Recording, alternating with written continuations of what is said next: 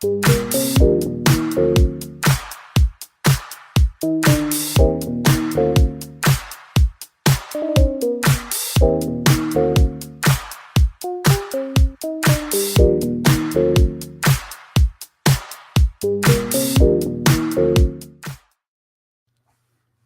evening, good evening, good evening, everyone. Welcome to the Be Healed Web Show. I am your host, Camille R. Perry, and I'm so happy to have you on tonight.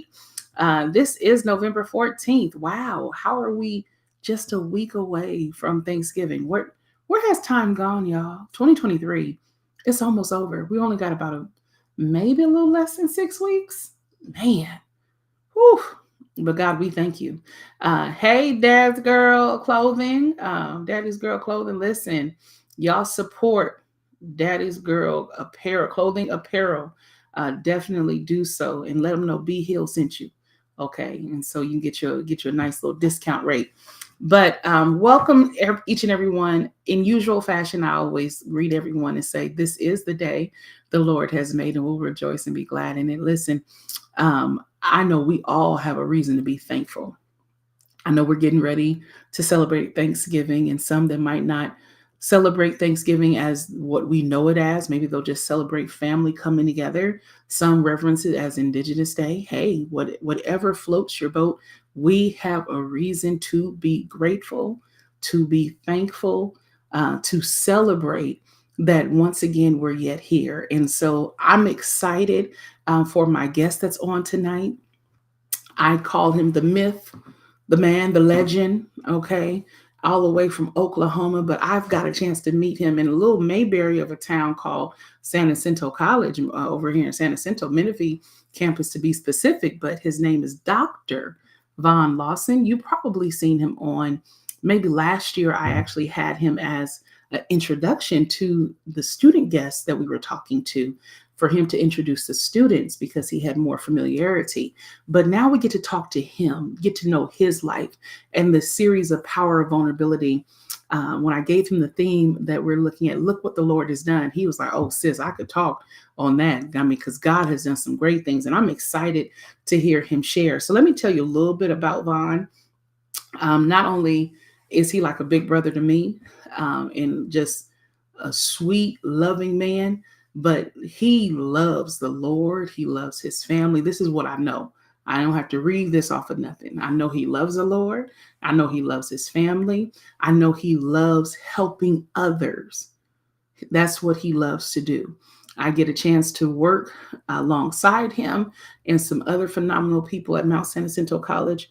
But Dr. Lawson serves as the dean of instruction for the People, Culture, and Public Service pathway, because we're in a pathway format these days. And his overall responsibility is basically to supervise all of those instructors. And I would imagine 40 plus people reporting to him. But think about if it's 40 plus instructors that he's leading plus personnel, think about how many students that is. So when you talk about his influence, his reach, he's a man of many talents, many traits. But when someone asks him what is his greatest achievement, it's being a father.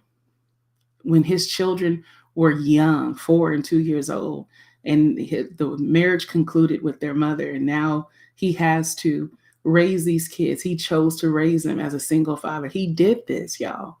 And I'm excited that even now his children are very much grown, families of their own. It's amazing. God has continued to open up doors for him. He had enough time tonight to stop on by the Be Healed Web Show and give his account, his testimony of what the Lord has done for him. Can y'all welcome Dr. Von Lawson over all the way? Did I mention he's a Kappa man? Come on here, Noop. What's it?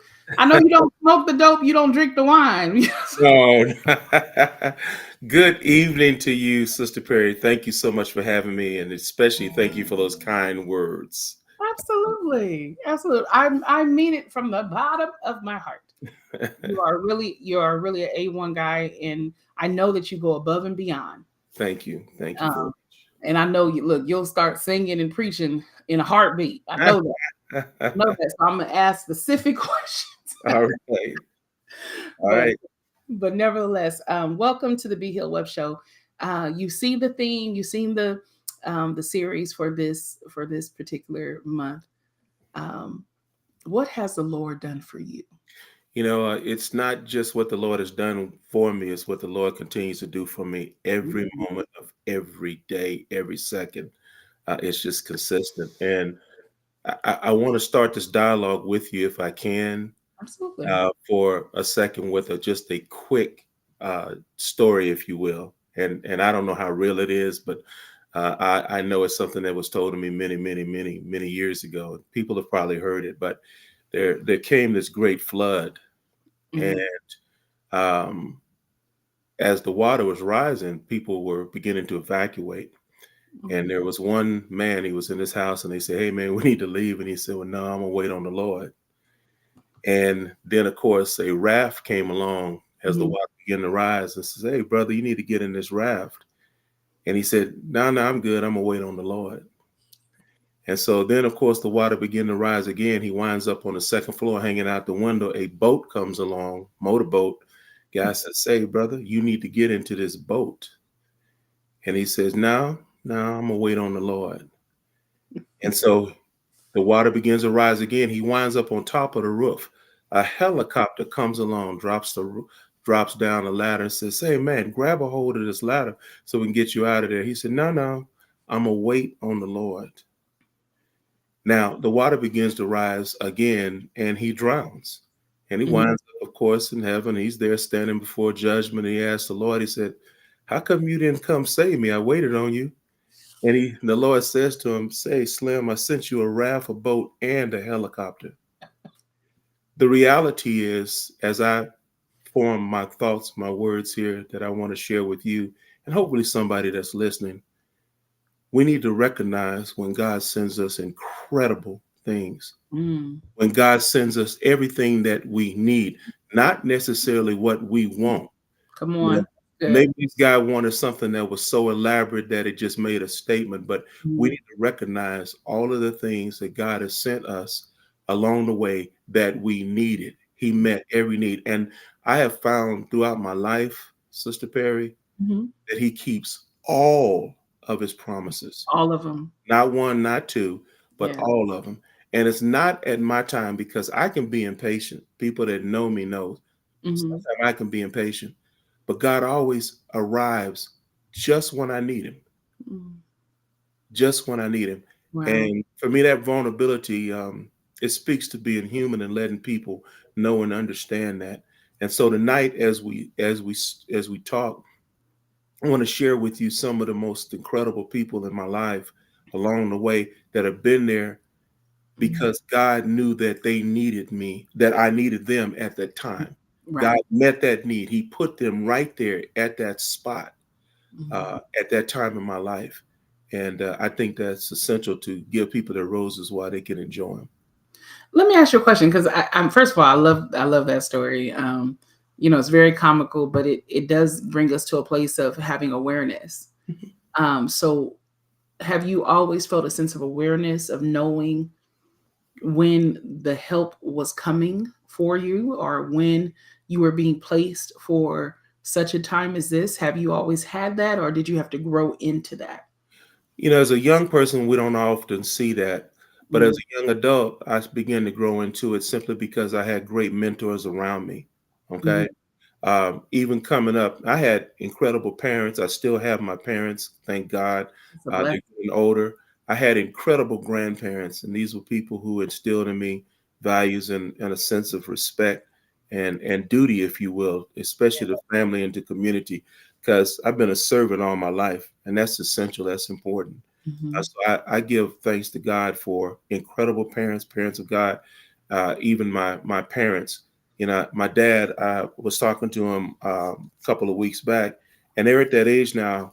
Whenever they talk, they say things like, "Oh, when I'm gone now, the farm will be there, and you'll have this house." And I told my dad the last time we talked, I said, "Please Mhm. don't give me anything." And he Mm. looked at me and I said, "Let me explain something to you, Pops." I call him Main Man, or I call him Papa Bear. That's his nickname. Okay. I said, "Main Man, you need to understand something. As my father, You've given me everything Mm. that I already needed. Right. You gave me unconditional love.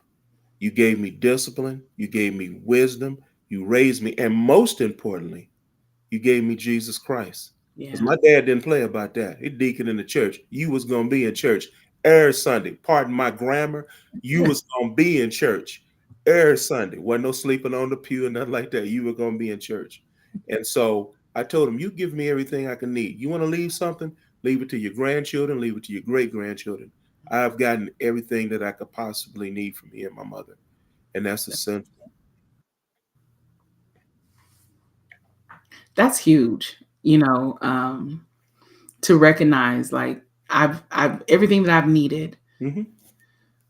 Your parents have provided, definitely through the hand of God to make sure that you had what you needed. Are you the only child by chance? No, no, no. That's a different story. I have a younger sister, and I have other Okay. siblings. As an extended family, but they're Okay. I'm not the only one. Not even close. Oldest, yeah, yeah. You're the oldest, huh? I'm the oldest. Okay. Yeah, so Okay. they look at me as the old man in the family now. That's for sure. Yeah, Okay. Okay. Awesome. So tell us about let's take it by let's do by yeah. decade. I'm if you're not too shy to let folks know your current age. Ha! I am proud to be 63 years of age. I thank God for every day, every year, every moment. I have nothing to be ashamed of. And I get all the time people say, you don't look your age. It says I'm not supposed to. First of all, I don't have any bad habits, bad Right. habits will make you look old. So I don't have any bad habits. So I enjoy life. I was telling a group of students the other night, everything I need to get high is already inside me. So my Mm. love for Christ and my love of life in and of itself. And I want to enjoy every moment of it that I can. So when I wake up, I'm trying to enjoy it. When I'm going through the day, I'm trying to enjoy it. When I go to bed at night, I almost sometimes don't want to sleep because I want to enjoy that life. So yeah, absolutely. Yeah. Mhm. Well, so that places your birth year in 1960. Yes, ma'am. Okay. And your birth month Oh, is October, but I never tell people the day, so don't ask. right. I'm like, so your birthday just passed and you didn't let us tell you happy It birthday? passed. I rarely sit around and make a hoopla about my birthday. What? I am What I offended. what I do on my birthday, and I've done this for decades. I normally take off. I didn't take off this year. Wasn't able to because I needed to work. But I normally take off, and I will pray and meditate that day. And what I do is I look back over everything that I've been able to do and accomplish. I Mhm. thank God for that. But then I ask Lord for guidance for what I need to continue to do. Please give me Okay. some guidance moving forward. And so I thank the Lord that day. That day is not for me to celebrate me, but for me to celebrate what God has given me and given me the opportunity to live to. Because not everybody gets to be 63. No, no, Not not even everybody close. does. Yeah. By no stretch of Yes, imagination. ma'am. Um, just so you know, this means war because I'm going to find out if I have to call Monica, be like, show me his calendar. When was he out in October? I got to go and do my investigative Hey, report. I know you an investigator. I do know that. So, but okay, let's break it down. So let's do when we're talking about look what the Lord has done. Yeah. What was the best decade of your life from 1960 to where we are now? What would you say has been your best decade and why? Oh my God. I'm going to say absolutely in the late 70s, early 80s. And I'm going to choose that because, my family had again raised me, but I think one of the greatest accomplishments academically for me was attending a HBCU. If people don't know what that is, it's a historically black college and university. I am a proud graduate of Langston University. And you got to understand something. I was I Okay. was not the smartest student at all. Don't let anybody fool you. I could tell you stories about that. You could look at the transcripts from high school and college and know I wasn't cheating off of anybody. I mean, those C's, D's, and yes, some F's were totally honest. So I wasn't that guy that was supposed to go to a D1 school or go to some large, you know, uh, university. I went to little bitty Langston University where there were people who poured into me. And I don't want to get emotional. So, I can just say the love that they showed, the caring that they showed, the discipline that they showed, and saying, "Hey, you will do what I tell you to do, or else." I mean, because we had the kind of professors that would say, "Boy, I'll slap the taste out your mouth. Don't you talk back to me." And you would say, "Yes, ma'am," because that's how we were raised. So I give that shout out to the late Dr. Adalora Scipio Fisher, Dr. Wesleyan Simpson, the late Dr. Simpson, and I give that shout out to Dr. Joanne Clark and Dr. Ernest L. Holloway, who was my president, to Dr. Jones, Dr. F.W. Cook, to Brother Booker T. Morgan. All these people, there's so many more, Dr. Schultz. And when I Yeah. see these people going back to homecoming, my heart just pounds because they're so proud of us. They're so proud of the work that we've accomplished. And they tell us every time they see us, they say, we're proud of you. Still, even this Yeah. day, those that are still living, they'll hug us and tell us that. And so I get to pass that along. And that's the thing, that camaraderie, that family. So for me, that was one of the most incredible decades because it established who I was. Used to be surprised that I'm actually an introvert who has to act out as an extrovert. That's right. True story. Langston made me get up and learn how to speak. Yeah. Okay. Well, so we can blame them. Blame Langston for the way I act. Blame them. Blame the Kappas for the way I act. Yes, ma'am. No, okay. So this is, first of all, this is awesome. And I'm not going to feast on trying to figure out your birthday, but I will just say that I think it's one of the things you mentioned, how you just, you reflect and thank God for what He has done for Yeah. you.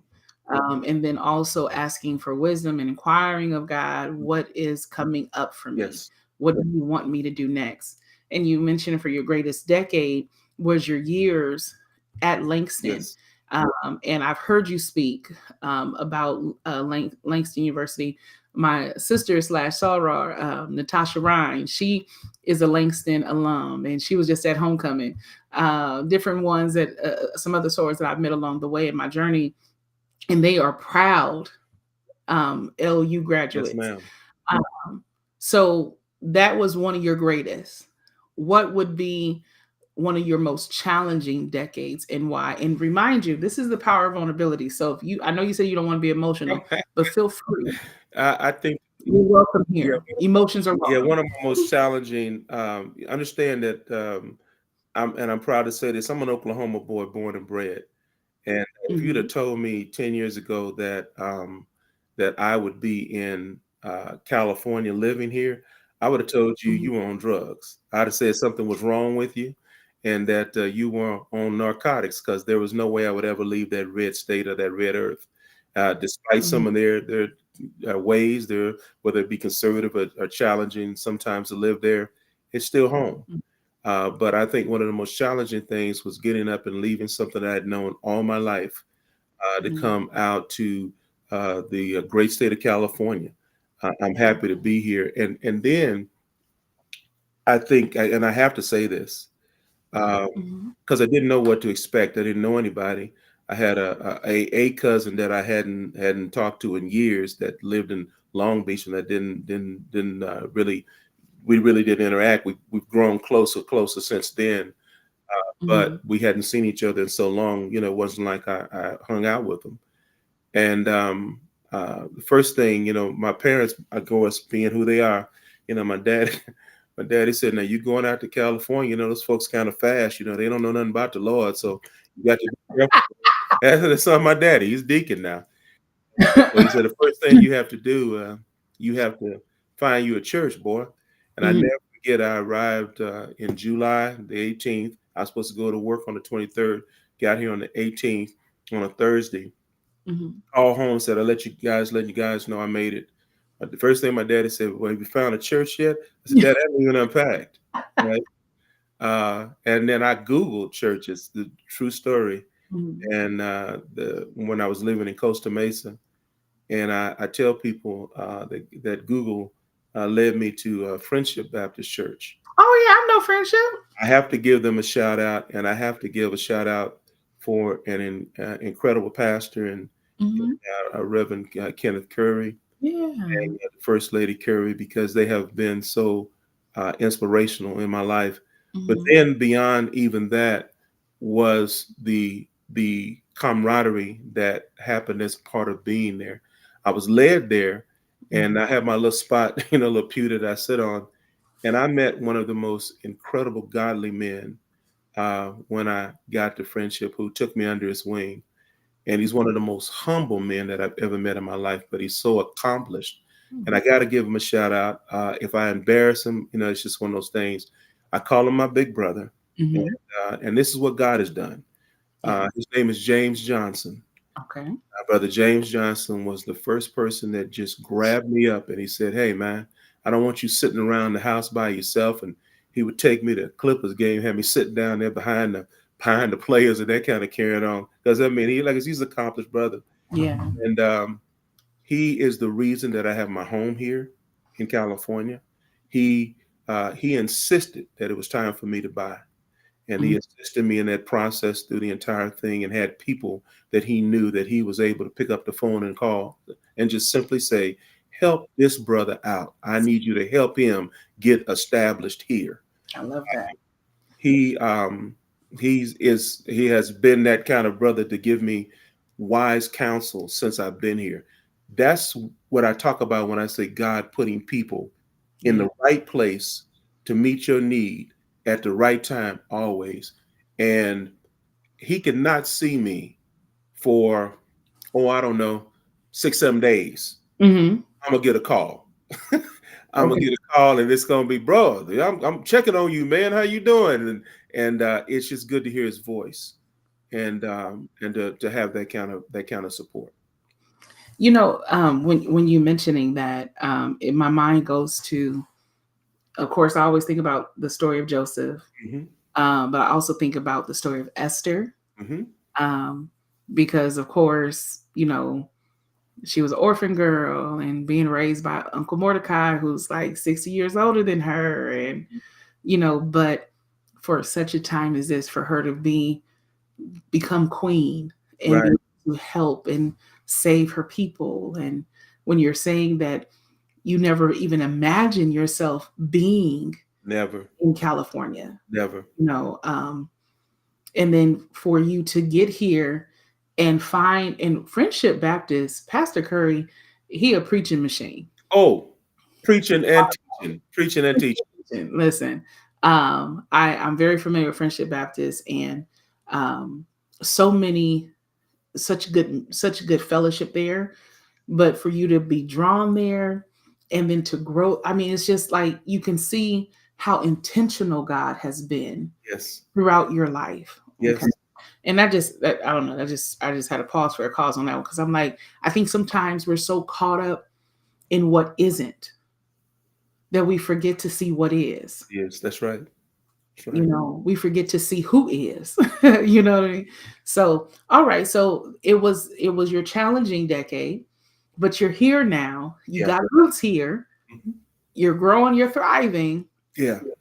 What are you hoping for in this? Because you are officially in a new decade. Okay, Yeah. Yeah. these past 3 years, you're still in the early years of a Yeah. new decade. Brand What new. what do you want your 60s to be for you? Whatever God tells me. And here's the thing, that the same thing I say about if you had told me I'd been in California. The Mhm. same thing if you had told me 30 years ago that'd be in higher education, again, I'd have told you probably were crazy. I'd planned to be in public service all my life. I wanted to be in some aspect of public service or politics, that kind of thing, Mhm. and wound up in higher education after I'd been in public service. And when I realized that I was able to, um, I don't want to use the word influence, but mentor young lives, Yeah. to help young people to realize their goals and their dreams the same way people had done for me Yes. when I was at Langston, to pass that forward, if you will, was so powerful. And so I always tell people, because I've had people ask me, "Hey, you ever think about retiring?" If I'm no longer relevant, then Mhm. it's time to retire. If Okay. I can talk to a young person and they're not listening to me, Mhm. time to retire. But as long as I can help motivate somebody and make a difference, my grandmother always had this saying, if I could just touch somebody along the way, then my living will not have been in vain. Good. So if I can just touch somebody, continue to touch, then I'll continue to do this. If I can't touch anyone anymore, then it's time for me to go there somewhere and sit down. And I'm not going to be the person that's going to keep being a prize fighter after my days are over. You know, if I'm done, if I get knocked out, I'll be done and let one of these young lions take it. But if I have the opportunity to continue to touch young lives, to mold young people and help them realize their dreams, then I'm going to continue to do that till God says, go somewhere and sit down, boy. You Yeah, know. that's good. Mhm. You know, Vaughn, it shows a lot about your character. I think a lot of people talk a lot, and especially, us working in higher education, people can pontificate they behinds off, Yeah. but not all are putting their mouth and their walk where their talk has been, Right. and so it's a blessing to see, because I'll just give you your flowers right now, because why not? We're here. Thank you for believing when you first met me. Now you have to understand, I I didn't know nobody coming to Mount San Jacinto College. Right. Nobody. And within the matter of, I would say, the first 6 months, I end up presenting in front of the executive board. I end up Yeah. meeting and having fellowship with you, Marilyn and Joyce. Next thing I know, I'm in C Black, Sankofa, Umoja, Eugene. Like, I'm just here. Right. Right? Then you're like, oh, so the Perry gonna host. She gonna do that. And if I can ever know that someone can recommend me, if I ever needed, like if they always do that game, if you needed to call somebody right now, they'll pick up. Who Mhm. would it be? Like, Right. I'm grateful that I have people where their question was like, if you need somebody to write you a letter of recommendation, you need somebody to speak well of you right now, who could you call? Right. It's so awesome to know that I have that, in you. But not only that, Absolutely. when it came down to Be Healed, and I'm talking to you all about the conference and, different things, all of you rallied and said, let's participate, let's do this. Yeah. And for you, and Dr. Harvey, Dr. Marilyn, and for Joyce, I mean, just it's so huge.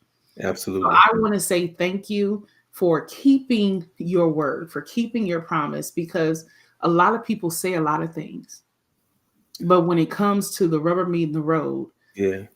um, it means a lot. And so it speaks to your character. It speaks to your, really, it's a testament of your faith in God. Thank you. Thank you. You Yeah. know, I tell people, I'm not a rich man. I'm not a good looking man. So all I got is my word, and my word has to be gold. And where I'm from, you give your word is supposed to mean something.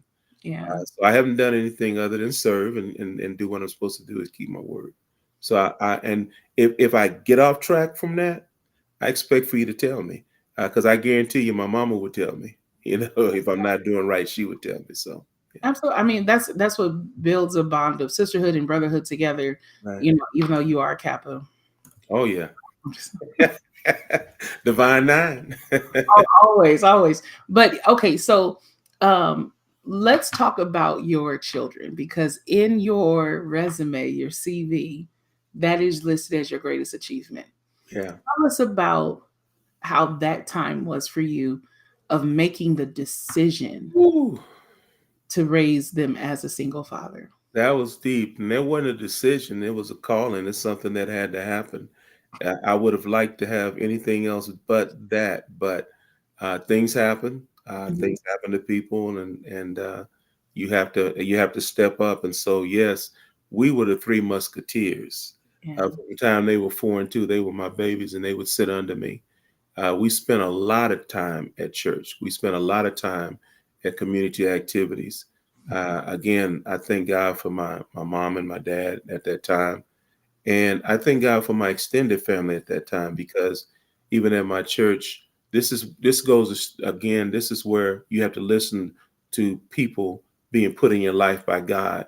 You Mhm. know, I would sit there on the bench with them, and I wanted them to be as disciplined as I was when my dad, had us in church, set up tall, my grandparents set up straight, that kind of thing. And I remember Mother Dean, God rest her soul, she would sit behind me on the pew every Sunday, and she had to be pushing 80. Mm-hmm. And I would say, y'all stop all that jumping around now, stop. And Mother Dean would lean up there and say, baby, now you a good father. She said, but let them kids be kids now. They only get to be young one time. That's Now, these days, mm-hmm. somebody would turn around and say, mind your business, old lady. You don't tell me what to do. But Right. what did I say? I said, yes, ma'am, Mama Dean. You right, you right. Yeah. Because she was assuring me that I was doing what I was supposed to do by being a father. But she was also letting me know that you got to let children be children. Mm-hmm. And like I said, my kids, I wanted to make sure that they always had what they needed. So I always believed in having used cars. Uh, Mm-hmm. I I shopped out of a few thrift stores back in that time, before I could actually afford a suit or two. Um, but I made sure that they had private school education. That was important because one thing I'll tell our parents, I'll tell our community, period, if our children can't read, they can't succeed. That's the most important element of success for our children. If you can't read, you can't comprehend. If you can't read, you can't learn. If you can't read, you can't do anything. And that's one of the biggest problems facing our community. Our children can't read. They don't read. They won't read. Right. And so I wanted to assure, if nothing else, and it was a private church school, I wanted to make sure that they were grounded in the Lord. I wanted to make sure that they had a good education. So from the time they were in kindergarten up to sixth grade, they were in private school. The other thing that we were big on, and I encourage parents to do this because all it is a tank of gas. Expose your children to anything that you can expose them to. We traveled. We Mm-hmm. traveled across this country. We had an old uh, GMC Suburban. That's back when the GMCs were Suburbans instead of Yukon. Right. You Right? got And 1991 Yukon and a big old square Suburban, and we traveled to the bottom of Florida, down to the tip of Florida, Miami, Pompano Beach, and Fort Lauderdale, and driving up to Disney and watching them scream when they saw those ears when they woke up, all the way up to New England, up into wow. to New Hampshire and Connecticut and Maine and Massachusetts and Washington D.C., all the way out to California, all the way up into the northern part of the country, Midwest, and all points in between. Plus, when they were young, I made sure they had passports. It Yeah. was important that I had. It was important that they also had the opportunity to travel to other countries and see what the world had to offer.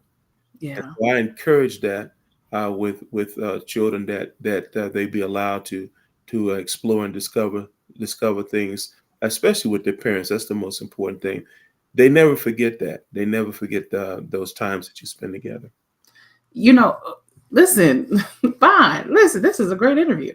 Um, Vaughn, when you're saying that, that is so huge because I have encountered grown adults Hmm.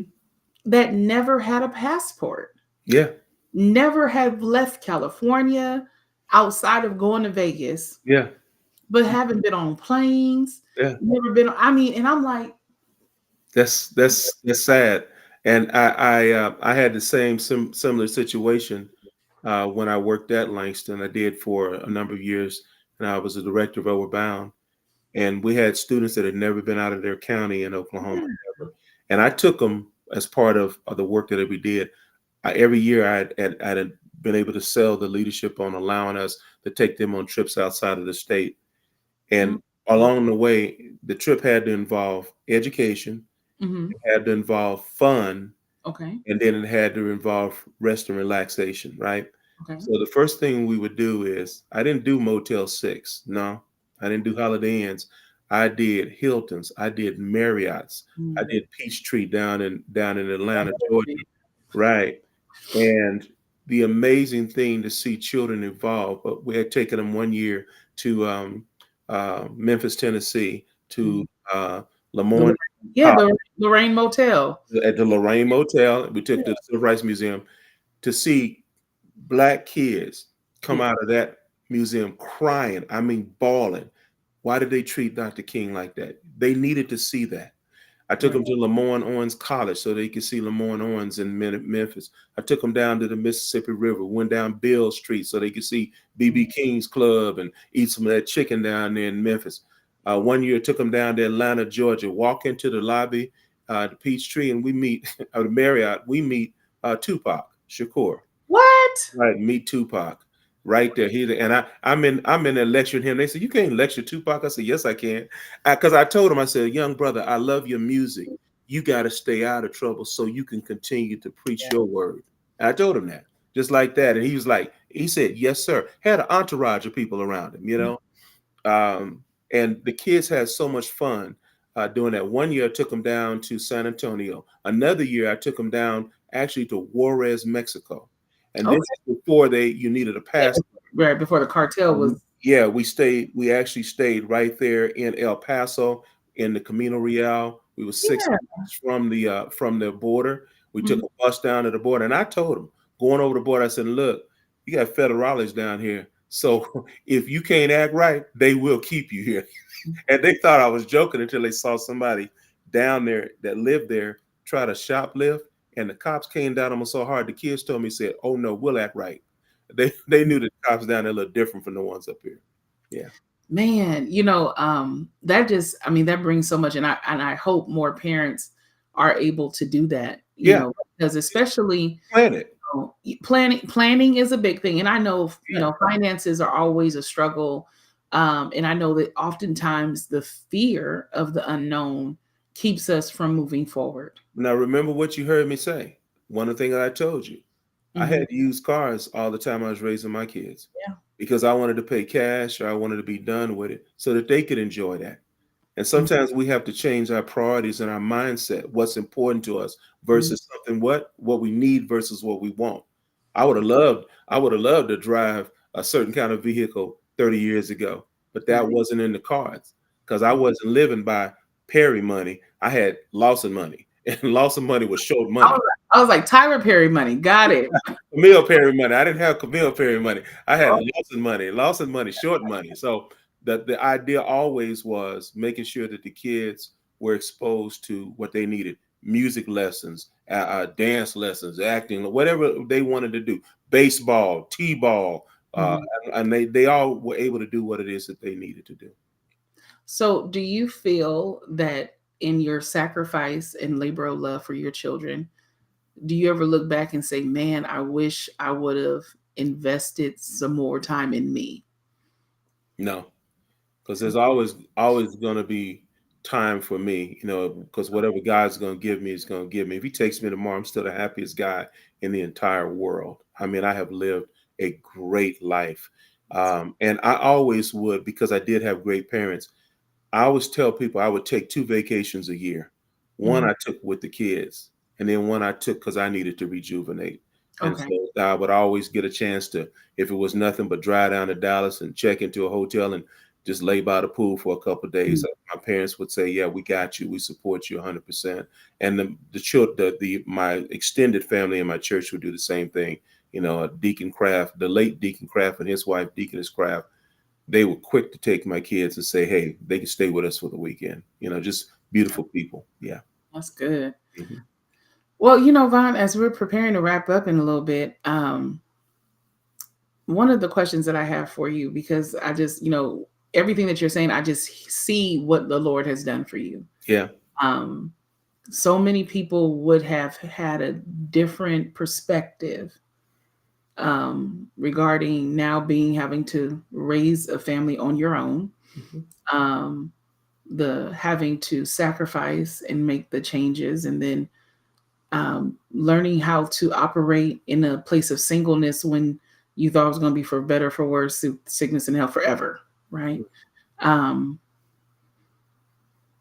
and then to see where you can look back and you can see how many people God placed in your life for your village, for your community, Yeah. that your children were insulated and you were insulated and not feeling like you were isolated on an island all by yourself. Absolutely. To now I would like to say that scripture comes to my mind that your latter will be greater than your former. Yes. I really believe that's for your life, that you are walking in the season, the best season of your life, and you haven't seen nothing yet, type thing. Well, I'll claim that. Thank you, sis. I Yeah, appreciate I it. mean, If it's because God's will, thank you. Thank you.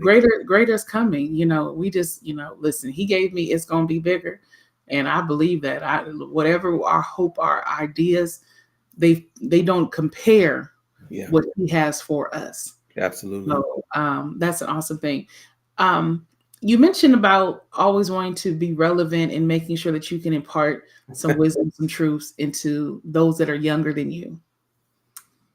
And I know you mentioned Brother James Johnson being one who imparts into you. Yeah. What would be your summation of what you currently see with those that are in the younger generations after you? And what would be a word of encouragement that you can share to maybe that mother, that father, or even that student that might be watching tonight and saying, like, hey, I feel like I'm at my wits' end? Okay, I'm going to say this statement, but then I want to qualify it. Okay. I tell students, I want you to be able to learn so you can earn. And that's not educational wise. Okay. I say learn so that you can earn. I want you to be coachable. Mm-hmm. Right. And so many young people these days, and it's okay, it's a sign of the times, they're in their feelings. I didn't even understand what feelings were when I came out here. It's like, feelings, what is that? Because if you can't be coached, you can't move to greatness. So you have these incredible mentors who will say, I can show you how to get where you need to be. Okay. If Mm-hmm. you're not willing to be coached, then you can't get there, or you miss the opportunity to get there when you need to. So you have to be open to tell me, I want to learn. Yeah. In the case of my mentor and big brother, Brother Johnson, I had to be coachable. I Mm-hmm. had to be open to what it is that he needed to say to me, no matter how hard or distasteful it might be. But he had to tell me the truth. This is what you need to do. Right. And I had to listen to that. Do you understand? Yeah. Same thing when I talk to young people. I can show you exactly how to get where I am. Are you ready for that? Mm-hmm. Are you ready for that sacrifice? Are you ready for the hard work that involves? Are you ready for the fact that you're going to hear some things, that things are going to happen that you might find distasteful? But we're so quick to want to fight stuff sometimes when we got to say, you know what, that's not even important. Let me focus on where it is I'm trying to go. Right. Because every time you got to stop to act a fool with somebody, Mm-hmm. actually stopping your progress. I tell people all the time, love haters, because that means I'm doing something right. Mm-hmm. I don't have time to hate somebody else because it takes too much energy from you. So while That. you hating me, I'm moving forward. I don't have any time for that. God is using me for something great. So the reality is, if I had to leave that word of wisdom for young people, you have to be able to learn so that you can earn. That means you have to be coachable. You have to be someone that can actually listen and follow instructions. Whew, that's good. Yeah. That's so good because what one of the things that I had thought about when I was listening to you is how teachable you've been Yeah. through all of it. Even as Mother Dean was trying to help you to understand, let these kids be kids, Yeah. And I think that is something that we often miss. Yes. We miss the wisdom. I keep older people in my life because I love me some older folks because I Oh, know I don't know everything, yeah. and I know that I need the wisdom. And I love there's that passage. I think it's in either First Peter or is in maybe it's in Titus, but Yeah. have the older women teach the younger women, Yeah. so they can be wise, right? I gotta And give this quick shout out if you don't mind. I got you. Um, there's a group, the fellas, you can call them the fellas, you can call them the barbershop crew, you can call them whatever you want. You know, my new favorite friends. oh look, led by another good brother who has basically just taken me under his wing from the Motor City. He from Detroit, brother Myron Brown, and he, along with a couple of these other brothers, invited me to fellowship with them weekly, and Mhm. it started out just them looking out after each other during COVID. It has grown into an opportunity for men to share wisdom and share knowledge and Mhm. what they've shared with me, because they're older than I am. They're even more seasoned than me. And when Right. I sit down and listen to brothers who are in their 70s, who are in their 80s, and yes, in their 90s, Mhm. tell me Mm-hmm. how they've overcome, my heart is like filled with joy. I mean, it's like this group was put there. God put them there. What right there as I needed them, and they Right. have no idea how much they've influenced me and how much Mhm. they've done for me in terms of the fellowship. You know, so yeah, you talking about those elders who come to you and say, "Look here, son," and they check on me too. It's weird because Brother Brown will call me quick. Yeah, I missed you in church this Sunday, brother. And like I said, he's cool. He's from Detroit, so he Motor City cool, right? Motor City cool, and God, they just don't know that God put them there. Yeah. You know, they might think that they're just doing something nice for old knucklehead like me, but God put them there to bring me in. You Yeah. know. Yeah. I love that, Vaughn, because you introduced me to them. Mm-hmm. Okay.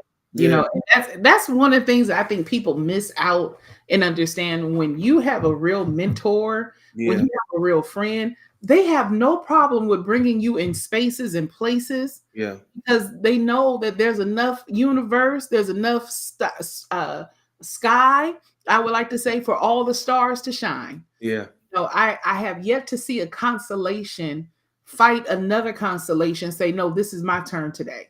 Absolutely. And so, because, and we know the scripture says, and God makes everything beautiful in its time. Right. But to see how you brought me into that group, for me to just give a shout out and talk to them, for them to get on the show, for us to make that connection, Right. and to hear and to see. I mean, you have Olympians on that Oh line. You my God. have business moguls. You have those, Educational executives. like, You have businessmen, gentlemen who have run their own business, have been in the vocational trades all their lives, and are whether they be journeymen or whether they be experts in their field, scientists. I mean, it's just across the board. These men represent the spectrum of what Black men can accomplish and what they have accomplished in some very different times. You know what I mean? It's yeah, one thing for me to say I was born in the 60s. It's a totally different thing to say you came up in the 60s. right, You right, understand what I'm saying? And in the midst of turbulence and that kind of thing in the 50s and 60s. So these men bring just an entirely different perspective, a beautiful perspective, yeah. to help me understand our history. Absolutely. Yeah. Absolutely. Well, I am immensely grateful for you stopping by the Be Healed Web Show on tonight. Thank Um, you. thank you for letting us peer in. What am I taking away from this? Well, I know you're October born. Um, it almost makes me feel, Vaughn, I have to say this as your little sister, that maybe I don't know you. Okay. You wait until we get on national television. Okay. For me to find out that I don't even know when your birthday is. So I'm going to say happy belated birthday to you, because you definitely let me know it's October. You said that you were shy about your day. I will call Monica. I'm gonna get on this. I'm gonna find it. If you see an edible arrangement on your desk, just know that I've solved the mystery.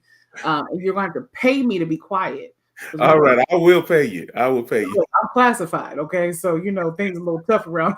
I will pay you, sis. But again, having a teachable spirit, being able to be coached, and when you said that, it really just made me think about the stuff that we see currently in the sporting world. Yeah. When people don't know how to be coachable, Yeah. it'll destroy a team. Yeah. And so whoever's watching on tonight, put away your pride, put away your ego, and be coachable, be teachable, be reachable. As Dr. Lawson has told us, be willing to learn so you can earn. And it might not always relate to money. Maybe you're earning respect. Maybe you'll earn, the next section of your life might go with ease, or maybe you'll earn the prestige, whatever it might be. But be open. And my dad always said this, Vaughn, because he from Oklahoma too. He from Good Okmulgee. man. Good man. Yeah, he really is. Love my dad. But he always says, when it comes down to, you take what's good and throw away what's bad. Right. And so I think it's very important for us to be mindful that every word that comes to us Mm. might not be for us to hold on to. Right. but have that discernment to know, God, is this what you want me to do? Right. So thank you for being vulnerable with me on tonight. Thank Thank you for sharing with us all what the Lord has done for you and is still doing. Thank you. So I appreciate you. Thank you so much, in to my friends and family and wishers, well wishers, and those who are watching for the very first time. And this is your first time at Be Healed Web Show. Thank you for tuning in. And if you can hit that subscribe button on YouTube, go ahead and do that. If you're on Facebook, make sure you get in the comments and you continue to share, as it's been done on YouTube, but as well as share this with someone else. Share this wisdom. We never know. We never know how our life will go. But it's important that we share this wisdom because I know it can help somebody because it helped me on tonight. Well, I get to hang out with my brother for a little bit. But you all have a blessed and wonderful night. We'll be back on here, Lord willing, next week for another dynamic episode in the power of vulnerability.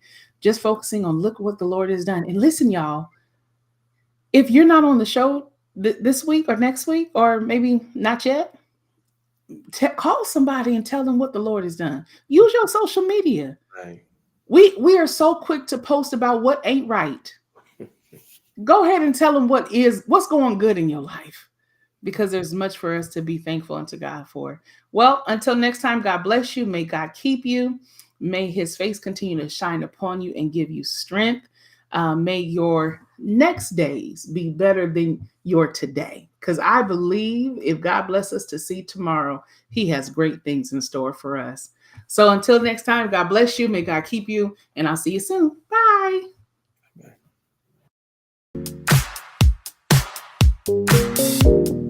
Bye.